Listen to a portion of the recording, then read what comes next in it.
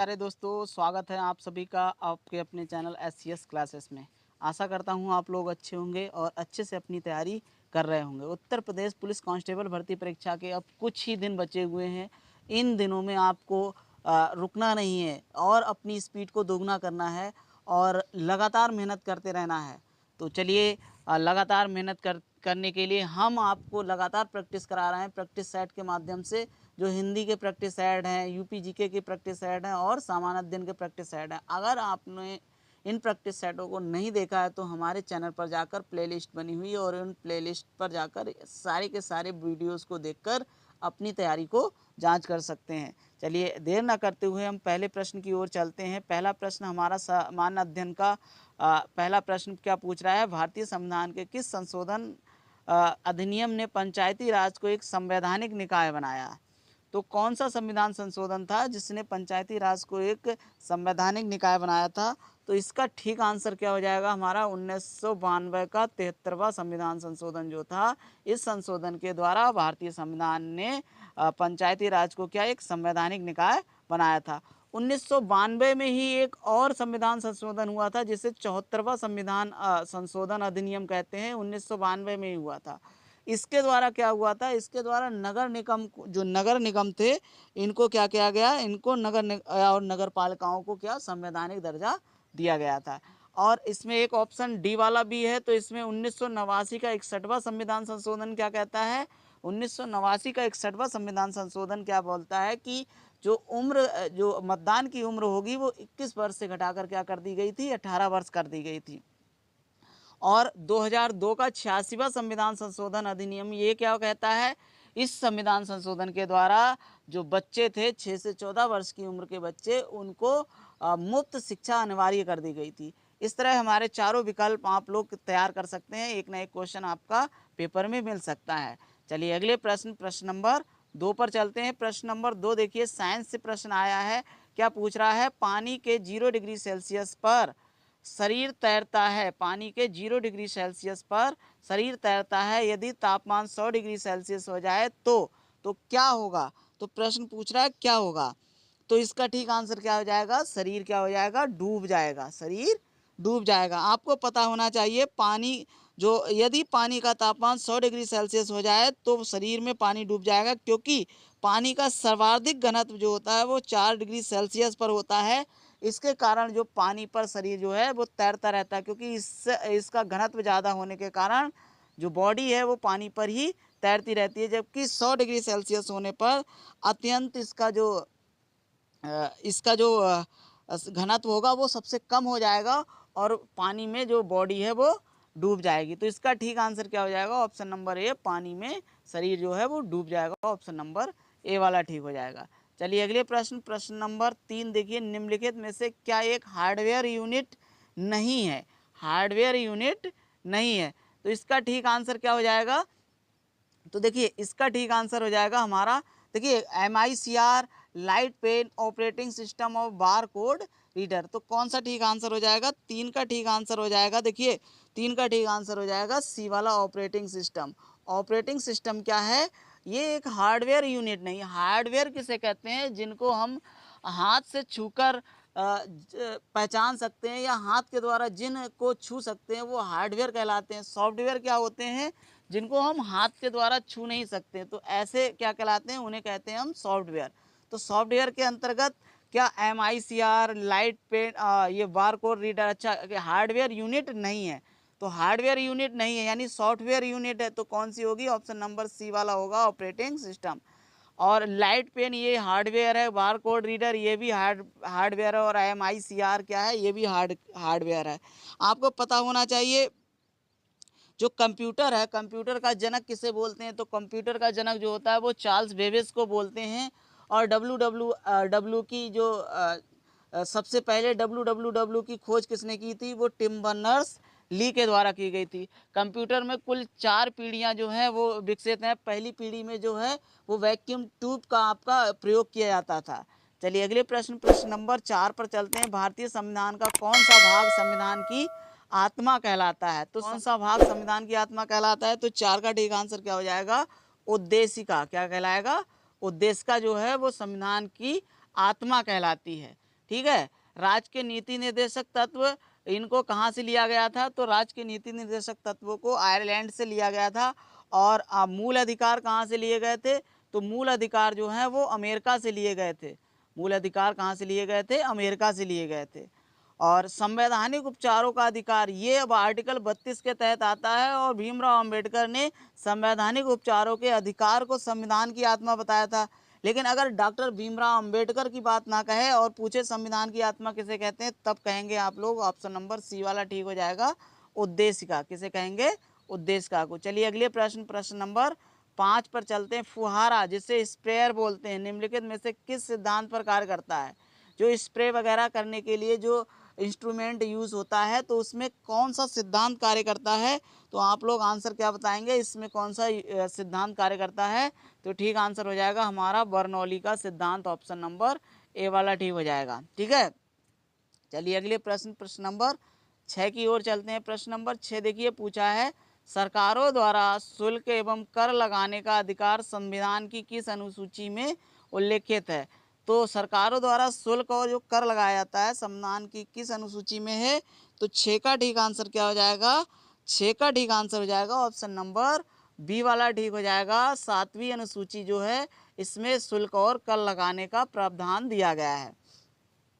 अच्छा, आपको और कुछ भी पता है इसमें तो आप लोग कमेंट में बता सकते हैं कि 9वीं सूची जो है, 9वीं अनुसूची जो है, इसका किससे संबंध है? आप लोग कमेंट में आंसर देंगे। चलिए अगले प्रश्न, प्रश्न नंबर 7 पे चलते हैं। प्रश्न नंबर 7 देखिए क्या पूछ रहा है, गौतम बुद्ध का जन्म स्थान था। तो गौतम बुद्ध का जन्म स्थान कहाँ था? तो इसका ठीक आंसर क्या हो जाएगा? तो 7 का ठीक आंसर हो जाएगा ऑप्शन नंबर डी वाला ठीक होगा, लुम्बिनी में। कहाँ जन्म हुआ था? लुम्बिनी में जन्म हुआ था। और गौतम बुद्ध का जन्म किस ईसा पूर्व में हुआ था? तो 563।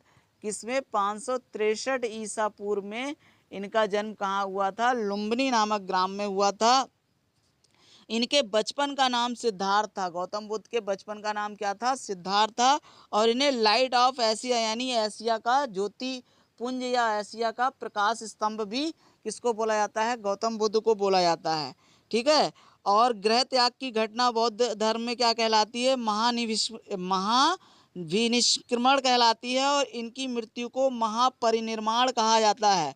और जातक, जो जातक पुस्तक है, जातक में बुद्ध की पुनर्जन्म की कहानियां वर्णित हैं। ठीक है। तो इसका ठीक आंसर क्या हो जाएगा?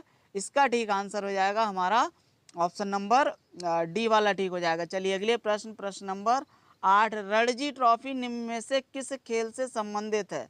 तो रणजी ट्रॉफी का संबंध किससे है? तो 8 का ठीक आंसर क्या हो जाएगा हमारा? रणजी ट्रॉफी का संबंध जो है किससे? क्रिकेट से है। तो इसका ठीक आंसर क्या हो जाएगा? ऑप्शन नंबर सी वाला ठीक हो जाएगा। चलिए अगले प्रश्न, प्रश्न नंबर 9। प्रश्न नंबर 9 देखिए क्या पूछ रहा है, प्रेशर कुकर में खाना जल्दी पकता है, क्यों जल्दी पकता है? तो इसका ठीक आंसर क्या हो जाएगा? इसका ठीक आंसर क्या हो जाएगा? ऑप्शन नंबर ए वाला ठीक हो जाएगा। प्रेशर कुकर के अंदर दाब बढ़ने से पानी का क्वथनांक बढ़ जाता है। ठीक है। चलिए अगले प्रश्न, प्रश्न नंबर 10 में देखिए, निम्नलिखित में से किसे कंप्यूटर की मुख्य मेमोरी कहा जाता है? मेन मेमोरी कंप्यूटर की किसे कहा जाता है?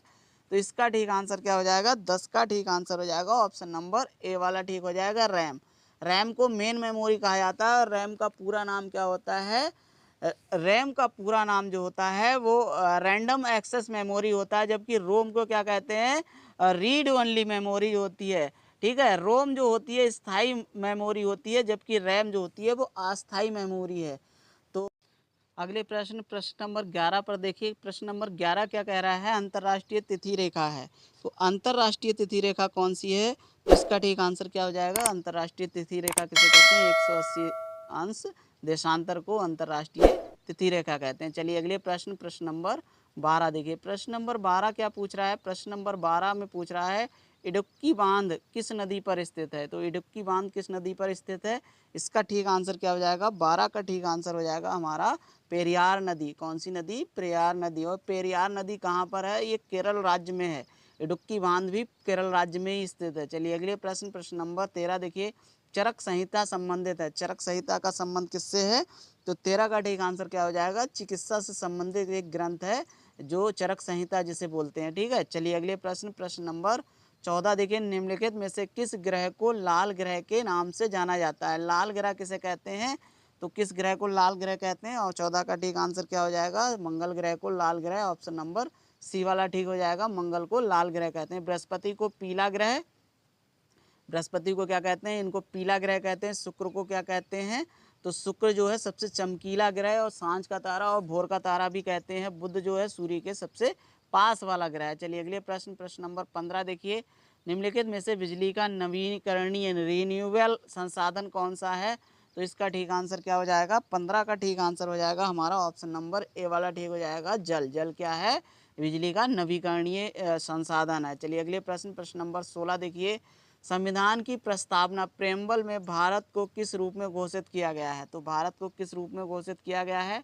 तो इसका ठीक आंसर क्या हो जाएगा? तो इसका ठीक आंसर हो जाएगा ऑप्शन नंबर 16 का क्या हो जाएगा? तो सी वाला ठीक हो जाएगा। देखिए, एक प्रभुत्ता संपन्न समाजवादी पंथ निरपेक्ष लोकतांत्रिक गणराज्य है। तो इसका ठीक आंसर सी हो जाएगा। अगले प्रश्न, प्रश्न नंबर 17 देखिए, राज्य के नीति निर्देशक सिद्धांतों का उल्लेख संविधान के किस भाग में किया गया है? संविधान के किस भाग में किया गया? 17 का ठीक आंसर हमारा क्या हो जाएगा? बी वाला ठीक हो जाएगा। कौन सा? बी वाला, भाग 4 में। और नीति निर्देशक सिद्धांत कहाँ से लिए गए हैं? तो ये आयरलैंड से लिए गए हैं। अगले प्रश्न, प्रश्न नंबर 18 देखिए, प्रश्न नंबर 18 में क्या पूछा है? ऑस्ट्रेलिया महाद्वीप का सबसे बड़ा दिन कब होता है? तो ऑस्ट्रेलिया महाद्वीप का सबसे बड़ा दिन कब होता है? तो 18 का ठीक आंसर क्या हो जाएगा?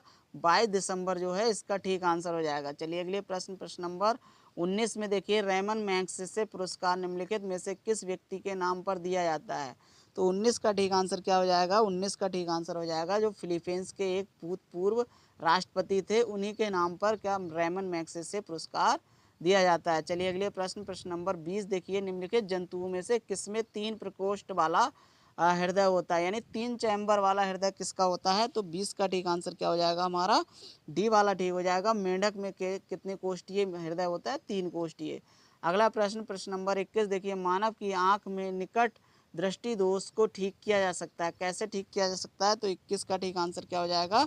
21 का ठीक आंसर हो जाएगा हमारा 21 का ठीक का आंसर हो जाएगा बी वाला, सही अवतल लेंस का प्रयोग करके, ऑप्शन नंबर बी वाला ठीक हो जाएगा। अगले प्रश्न 22 नंबर देखिए, अकबर के नवरत्नों के बारे में इनमें से कौन सा सही ढंग से मेल नहीं खाता है? तो कौन सा मेल सही नहीं खाता? देखिए 22 का ठीक आंसर क्या हो जाएगा? 22 का देखिए, अबुल फजल ये अकबर के वजीर थे और अकबर के शासनकाल में अकबरनामा के लेखक थे, ये सही है। राजा मान सिंह ये अकबर के वित्त मंत्री थे। तो कौन सा मेल नहीं खाता है? तो इसका ठीक आंसर क्या हो जाएगा? बी वाला, राजा मान सिंह। ठीक है। अगले प्रश्न, प्रश्न नंबर 23 देखिए, आर्थिक विकास आमतौर पर डैश के साथ युग्मित है। किसके साथ युग्मित है? तो 23 का ठीक आंसर क्या हो जाएगा हमारा? बी वाला ठीक हो जाएगा, मुद्रास्फीति के साथ, ऑप्शन नंबर बी। अगले प्रश्न, प्रश्न नंबर 24 पे चलते हैं। देखिए 24 क्या पूछ रहा है? मंत्रिपरिषद सामूहिक रूप से किसके प्रति उत्तरदायी है?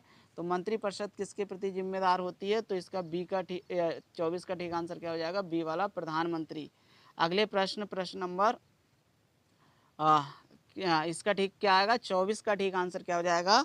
24 का ठीक आंसर हो जाएगा, सॉरी, प्रधानमंत्री नहीं होता, लोकसभा के प्रति जिम्मेदार होता है।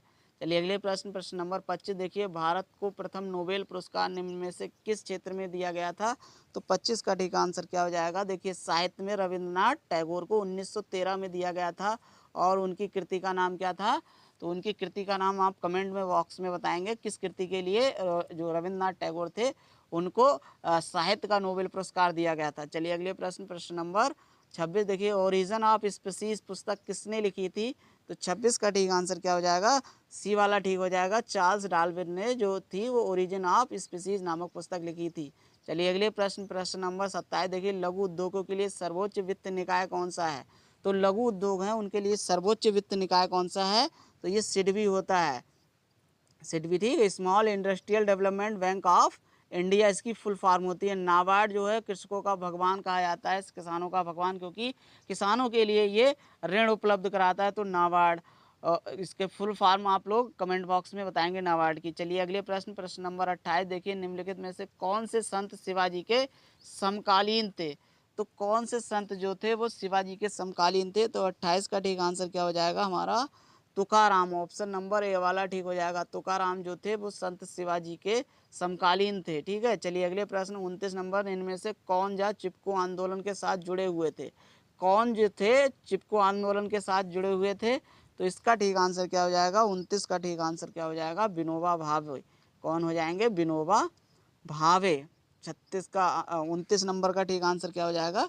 विनोबा भावे। चलिए अगले प्रश्न, प्रश्न नंबर 30 पे देखिए, यदि आरबीआई नगद कोषानुपात को घटा दे तो साख सर्जन पर क्या असर होगा? तो साख सर्जन पर क्या असर हो जाएगा? साख सर्जन जो है वो बढ़ जाएगी। ऑप्शन नंबर सी वाला ठीक हो जाएगा। क्लास अच्छी लग रही हो तो वीडियो को लाइक करें, अगर चैनल सब्सक्राइब ना किया हो तो चैनल को भी सब्सक्राइब कर लें, जिससे कि आपको आने वाले समय में नोटिफिकेशन मिल सके और आपको अच्छी से अच्छी क्लासें आपको प्राप्त हो सकें। चलिए अगले प्रश्न, प्रश्न नंबर 31 पे, वर्ष 1919 में किसकी गिरफ्तारी पर लोग जलियांवाला बाग में इकट्ठा हुए थे? तो इसका ठीक आंसर क्या हो जाएगा? 31 का ठीक आंसर हमारा हो जाएगा किसकी गिरफ्तारी में? तो ये डॉक्टर सतपाल और सैफुद्दीन किचलू जो थे। ऑप्शन बी वाला ठीक हो जाएगा। अगले प्रश्न, प्रश्न नंबर 32 देखिए, राष्ट्रीय पुलिस अकादमी कहाँ स्थित है? तो राष्ट्रीय पुलिस अकादमी स्थित है, इसका ठीक आंसर क्या हो जाएगा 32 का? तो हैदराबाद में। ऑप्शन नंबर ए वाला ठीक हो जाएगा। अगले प्रश्न, प्रश्न नंबर 33 देखिए, सौर मंडल का सबसे बड़ा ग्रह कौन सा है? तो सौर मंडल का सबसे बड़ा ग्रह कौन सा है? बृहस्पति हो जाएगा। ऑप्शन नंबर सी वाला ठीक हो जाएगा। 34 नंबर प्रश्न में क्या पूछ रहा है देखिए, निम्नलिखित में से कौन सा एक ऐसा कर है जिसकी वसूली केवल राज्य कर सकता है? तो राज्य कौन सी कर की वसूली कर सकता है? 34 का ठीक आंसर क्या हो जाएगा? 34 का ठीक आंसर हो जाएगा भूमि राजस्व। ऑप्शन नंबर डी वाला ठीक हो जाएगा। अगले प्रश्न, प्रश्न नंबर 35 देखिए, बंगाल का प्रथम गवर्नर जनरल कौन था? तो 35 का ठीक आंसर क्या हो जाएगा? ये वारेन हास्टिंग था। कौन था? Warren Hastings. Option number C वाला ठीक हो जाएगा। अगले प्रश्न, प्रश्न नंबर 36, सह्याद्री पर्वत श्रृंखला का अन्य नाम क्या है? क्या है अन्य नाम? तो 36 का ठीक आंसर क्या हो जाएगा हमारा? 36 का ठीक आंसर हो जाएगा पश्चिमी घाट। ऑप्शन नंबर सी वाला ठीक हो जाएगा। अगले प्रश्न, प्रश्न नंबर 37 देखिए, स्वतंत्रता से पूर्व बांग्लादेश को किस नाम से जाना जाता था? तो बांग्लादेश को किस नाम से जाना जाता था? 37 का ठीक आंसर क्या हो जाएगा हमारा? ऑप्शन नंबर पूर्वी पाकिस्तान। ऑप्शन नंबर सी वाला ठीक हो जाएगा। और ये रहा हमारी क्लास का लास्ट प्रश्न, प्रश्न नंबर 38 देखिए, अंतर्राष्ट्रीय मुद्रा कोष जिसे IMF बोलते हैं की स्थापना कब हुई थी? तो 38 का ठीक आंसर क्या हो जाएगा हमारा? 1945 में। ऑप्शन नंबर ए वाला ठीक होगा। आपको क्लास कैसी लगी आप लोग कमेंट में अपनी फीडबैक दे सकते हैं, जिससे हम क्लास को और ज़्यादा से ज़्यादा अच्छा बना सकें। क्लास अच्छी लगी हो तो वीडियो को लाइक, चैनल को सब्सक्राइब करें। जय हिंद, जय भारत।